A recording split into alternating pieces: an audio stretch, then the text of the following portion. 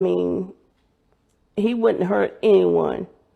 So we just want to know what happened and where he is. Kathy is worried about her younger brother, Alvin. There was no reason for us to think that any foul play or anything had come about because everybody knew him and he was the type that, he could walk and everybody's going like, hey, Mont, hey, Mont. A man she knows as Mont. I'm his oldest sister, and I talk to him at least every other day on the phone, if sometimes not every day. He would have never disappeared without calling my mom to check on her. The Breeden said the 52-year-old walked away from their mother's home on March 1st where he was staying.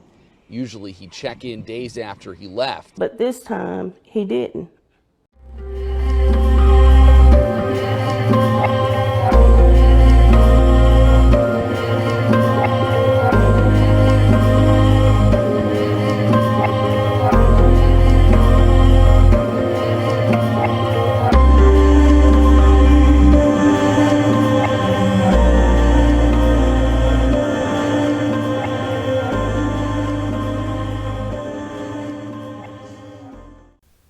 Alvin Lamont Breeden left to meet up with some friends on March 1st, 2018. Alvin, a 52-year-old man, lived in Durham, North Carolina, and took care of his elderly mother and his sister. Alvin was a likable guy and was devoted to not only caring for his mother, but also his sister, who suffered some illnesses and immobility as well. Alvin would never return from that afternoon out on that fateful March 1st day. Unfortunately, there is not much known about Alvin and his disappearance, but his family deserves answers. Welcome to a bonus episode, our first bonus episode of the Where Are They podcast. Often we've been coming across cases that need more attention, but there just isn't a lot of information out there for us to share with you regarding these missing persons. And I really don't want to be lumping them together into one podcast episode. I think it's important that each person have their own time in the spotlight to help raise awareness just for them. We have decided to release some bonus episodes in addition to our regular weekly show, so we can talk about and help these missing people gain some media coverage. So thank you so much for taking the time to listen to these episodes and the stories of these missing people. Please make sure you are following us on social media. We can be found as the Where Are They podcast on Instagram, Facebook, and YouTube. Now, Alvin Lamont Breeden is one of these cases that was missed by the mainstream media. I really began digging into this one a few weeks back, but continued to hit roadblocks, and I still don't fully understand why. Something happened to Alvin, and yet the media barely touched his story. I did try reaching out to some family members, but couldn't find many, and as of this recording have not heard back from anyone to help us shed light on what might have happened to Alvin. If I do hear back, I may do a follow-up episode to ensure that his information is out there and is accurate. So who is Alvin Lamont Breeden? Alvin was born December 15th, 1965. Out of high school, he would join the Navy. The time in the military would prove challenging for him, and after he was discharged, he was diagnosed with PTSD. This would not stop Alvin from pursuing an advanced education. Breeden has a bachelor's degree in human resources management and a master's degree in human development and counseling from Troy State University. Alvin worked at group homes and as a counselor at Durham Public Schools. Alvin would hold many jobs throughout his adult life, and at the time of his disappearance, he was taking courses in a vocational rehabilitation program offered by the Department of Veterans Affairs. He was working towards a nursing assistant certification.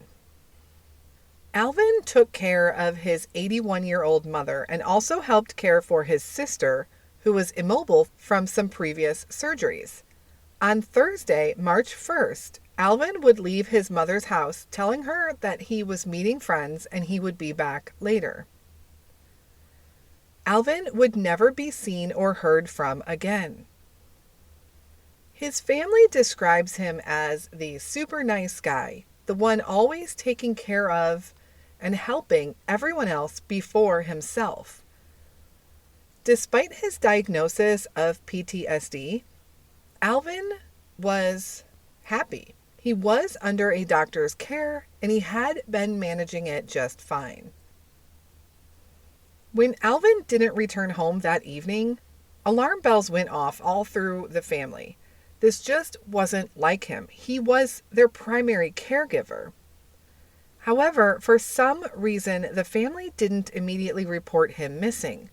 It was a week before the official report was made, and it is unclear if that was because the family had waited or because law enforcement had encouraged them to wait. After all, Alvin was a 52-year-old man, and it isn't illegal to disappear. Finally, Alvin was reported missing, but not a whole lot was done. The family worked to get the word out via the media, but only a couple of local newspapers would run a small story. They did keep an eye on bank accounts and his social security number, but there was zero activity.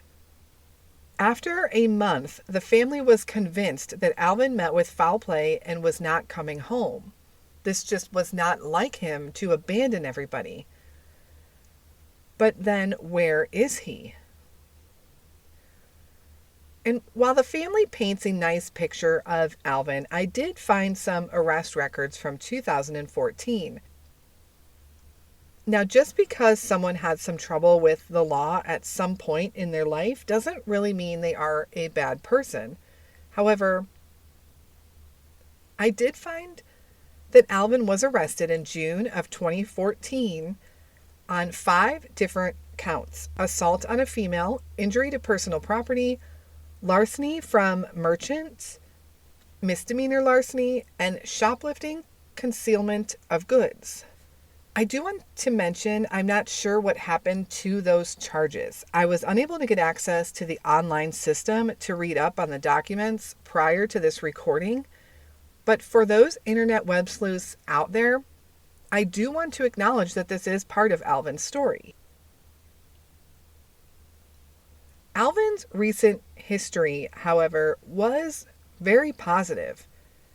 He was an educated man working on additional training to venture into a new career, nursing.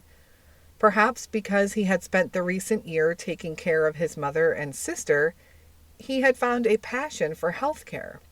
Everyone says that Alvin was a compassionate man who always put others first.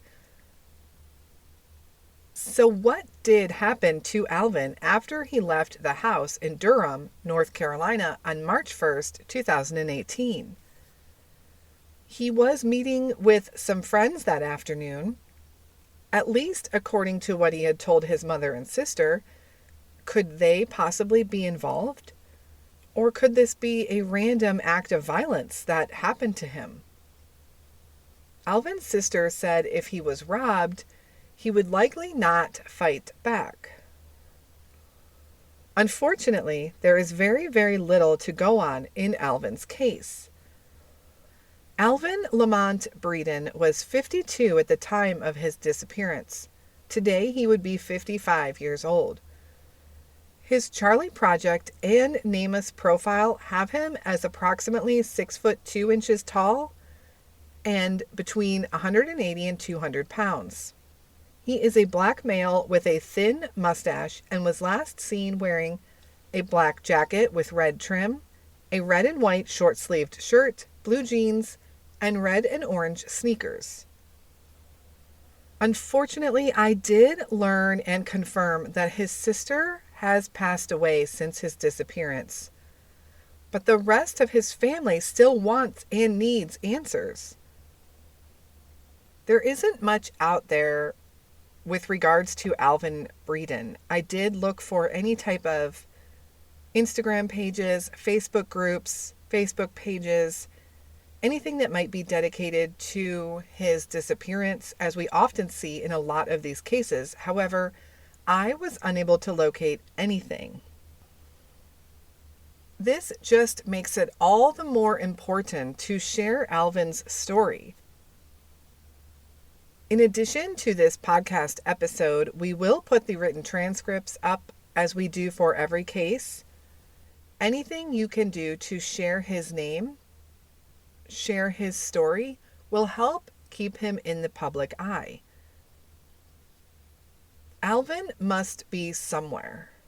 If you have any information as to the whereabouts of Alvin Breeden, please contact the Durham Police Department at 919-560-4600.